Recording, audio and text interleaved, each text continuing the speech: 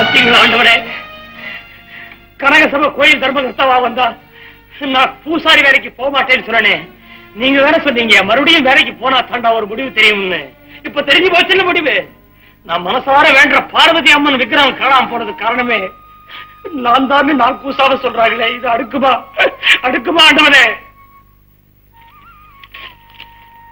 ஏன் ஆண்டவனே இவ்வளவு சொல்லிட்டு இருக்கிறேன், பேசாம உட்கார்ந்து இருக்கீங்களே? பூசாரி, இப்போது என்னுடைய எண்ணம் எல்லாம் உன் பேர்ல இல்ல. என்னுடைய மனைவி பார்வதியை தூக்கி கொண்டு போய் அமெரிக்காவில வித்துட்டானுங்க.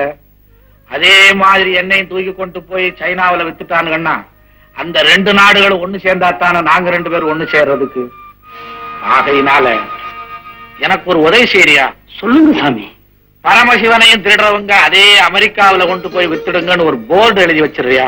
நீங்க எதுக்கும் கவலைப்படாதீங்க சாமி, உங்களை நான் காப்பாத்துறேன்.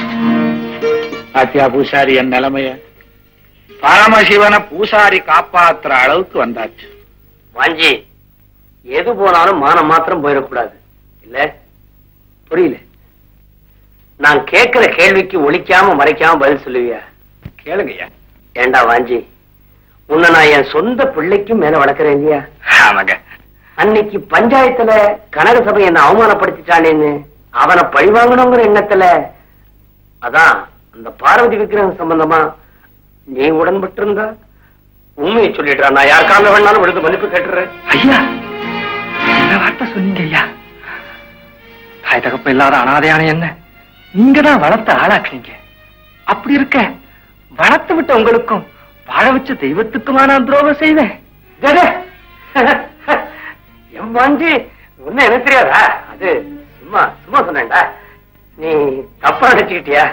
நான் மன்னிச்சிருக்கேன். அப்படிலாம் பெரிய வார்த்தை சொல்லி என்ன கொல்லாதீங்க ஐயா. இந்த கோயில ஒரு கரண்டி பொங்கலை கூட திருடுத்திருந்ததில்லையா? அப்படி இருக்க யாரோ செஞ்ச தப்புக்காக நம்ம மேல பழி விடுகுது. ஆண்டவா, சீக்கிரம் சிலதர் இந்த சண்டாளனை கண்டுபிடிச்சு எங்களை நிரபராதியாக்கப்பா.